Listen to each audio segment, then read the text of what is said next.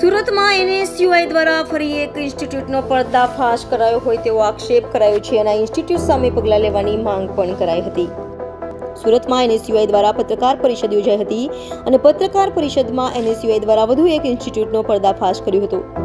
સુરતમાં જાણે પ્રાઇવેટ યુનિવર્સિટીનો રાફડો ફાટ્યો હોવાના આક્ષેપ સાથે એનએસયુઆઈ દ્વારા રેડ એન્ડ વ્હાઇટ ઇન્સ્ટિટ્યૂટનો પર્દાફાશ કરાયો હતો.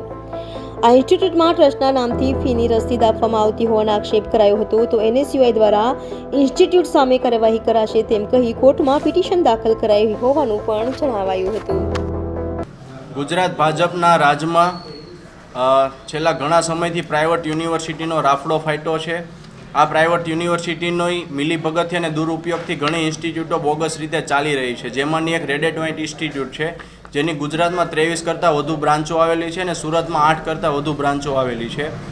આ બોગસ ઇન્સ્ટિટ્યૂટની અંદર જે બોગસ ઇન્સ્ટિટ્યૂટ છે એમાં આ ફોટામાં તમે જોઈ શકો એ પ્રમાણે ભૂપેન્દ્રભાઈ પટેલ આપણા જે સીએમ છે એમને ગુજરાતની નંબર 1 ઇન્સ્ટિટ્યૂટ તરીકેનો એવોર્ડ આપેલો છે. અને અમારા વીર નર્મદ દક્ષિણ ગુજરાત યુનિવર્સિટીના જે વીસી સાહેબ છે એ એમની એડવર્ટાઇઝમેન્ટ કરી રહ્યા છે વિદ્યાર્થીઓને, ભાઈ તમે આ રેડ એન્ડ વ્હાઇટમાં એડમિશન લેજો.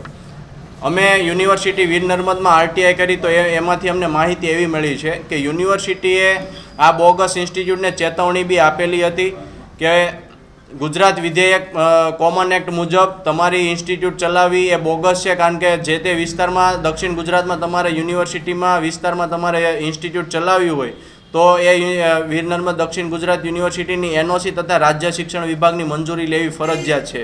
પરંતુ આ લોકોએ મંજૂરી બી લીધેલી નથી અને આ લોકો પાસે એનઓસી બી નથી ને એમનેમ ચલાવી રહ્યા છે, જેને લઈને અમે વીસી સાહેબને બી રજૂઆત કરી હતી, પરંતુ કોઈ પણ પ્રકારની કાર્યવાહી કરવામાં આવી નથી. આ લોકો એક્સટર્નલમાં કોર્સ કરાવે છે, computer engineering, BSc IT, MCA IT, MCA, BCA જેવા જે રેગ્યુલર કોર્સો છે, યુજીસીના નિયમ મુજબ આ રેગ્યુલર કોર્સ કરવા પડે, પરંતુ આ લોકો એક્સટર્નલમાં કોર્સ કરાવી વિદ્યાર્થીઓને વિદ્યાદીપ યુનિવર્સિટી કિમ અને સ્વર્ણિમ યુનિવર્સિટી ગાંધીનગર ખાતે પરીક્ષા આપવા માટે મોકલે છે અને ડમી માર્કશીટ અને ડમી ડિગ્રી આપે છે. ત્યારબાદ મોટા મોટા પ્રલોભનો આપીને વિદ્યાર્થીઓને પોતાની સંસ્થા તરફ આ લોકો આકર્ષવાનું બી કામ કરે છે. અલગ અલગ સ્કૂલોમાં જઈ, ક્લાસીસમાં જઈને સેમિનાર આયોજિત કરે છે અને એવું કહે છે કે ભાઈ અમે તમને લાખોના પેકેજીસ આપીશું, પ્લેસમેન્ટ આપીશું, ફોરેનમાં મોકલીશું, પણ એ બધી ખોટી વાતો છે, ખાલી પોતાની બાજુ આકર્ષવા માટેની આ બધી વાતો છે. અને એને લઈને અમે ઘણા બધા સ્ટિંગ ઓપરેશન બી કર્યા છે. રેડ એન્ડ વ્હાઇટના સ્ટાફ બી એવું સ્વીકારે છે કે ભાઈ અમે ડમી યુનિવર્સિટીમાં અમે તમારું એડમિશન કરાવી દઈશું અને તમારે ખાલી પરીક્ષા આપવાની છે, તમે ખાલી એક્સટર્નલમાં પરીક્ષા આપો એટલે પાસ બી થઈ જશો, એની બી આ લોકો જવાબદારી લે છે. એક દિવસમાં એક પેપર જ લઈ શકાય, પરંતુ આ લોકો 2 દિવસની અંદર 6 પેપર લઈ લે છે. અને આ સંસ્થા સાથે 40,000 જેટલા વિદ્યાર્થીઓ જોડાયેલા છે, જે પોતે સંસ્થા સ્વીકારે છે. એક વિદ્યાર્થીની ફી દર વર્ષે 1 લાખથી લઈને 3 લાખ સુધીની હોય છે.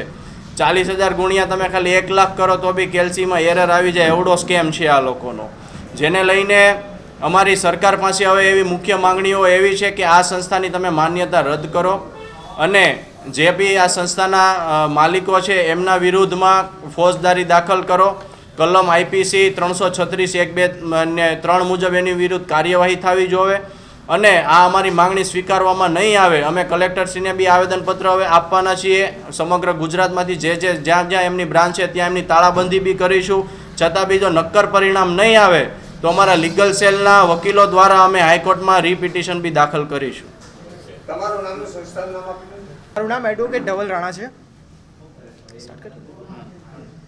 હવે જે આ ઇન્સ્ટિટ્યૂટ દ્વારા જે પણ કરવામાં આવી રહ્યું છે એને લઈને લીગલ એક્શન લેવા જઈ રહી છે એનએસયુઆઈ. એના માટે પહેલાં તો સૌપ્રથમ એ લોકો એક પોલીસ એપ્લિકેશન આપવાના છે. પોલીસ એપ્લિકેશન આઈપીસી 406, 409, 420, 467, 68, 71 અને કોમન ઇન્ટેન્શન માટેની સેક્શન 34 હેઠળ આ લોકો એક એપ્લિકેશન આપશે. કેમ કે આ જે ઇન્સ્ટિટ્યૂટ દ્વારા જે પણ સર્ટિફિકેટો પ્રોવાઈડ કરવામાં આવે છે, માર્કશીટો પ્રોવાઈડ કરવામાં આવે છે, યુજીસીની ગાઈડલાઇન પ્રમાણે માર્કશીટો નથી કે સર્ટિફિકેટો નથી, એટલે એ તમામ માર્કશીટ અને સર્ટિફિકેટ ફ્રોડ છે અને ફ્રોડની સેક્શન હેઠળ આખા તમામ કામગીરી કરવામાં આવશે અને એને લઈને આ જે પણ ઇન્સ્ટિટ્યૂટ છે બંધ કરવા માટેની પ્રોસિજરો કરવામાં આવશે. અગર પોલીસ સ્ટેશનથી કંઈક આગળ કાર્યવાહી એક્ટિવિટી નથી થવાની તો કાર્યકર્તાઓ અને એડવોકેટો ભેગા થઈને રીટ પિટિશન હાઈકોર્ટમાં ફાઇલ કરવાના છે અને ત્યારબાદ જે પણ આગળની કાર્યવાહી થશે એ કાયદાકીય કાર્યવાહી હાથો ધરવામાં આવશે. કે તમે ખાલી એક જ ઉદાહરણ જોઈ લો, જે અમે મા કમલ ફાઉન્ડેશન વાળો જે મુદ્દો ઉઠાવ્યો, છેક સુધી લડત આપી છે. ત્યાંથી તો હજુ પૈસા નથી આવ્યા એમ કહું એમ. મા કામલમાંથી તો પૈસા આવ્યા નથી. પૈસા તો રેડ એન્ડ વ્હાઇટમાંથી આવ્યા છે. તે એવું પૈસા કરશે. ગમે એ કોઈ બી વ્યક્તિ લઈ આવ્યો હોય, અમે જે લડત હવે આપીશું એ તમે 1 મહિના પછી એનું રિઝલ્ટ જોઈ લેજો. એ સંસ્થાની માન્યતા અમે રદ કરાવીશું અને અમે અમારા વકીલ થ્રુ બી અમે તમને કહેવડાવ્યું છે કે જરૂર પડશે તો હાઈકોર્ટમાં અમે પિટિશન બી દાખલ કરાવીશું.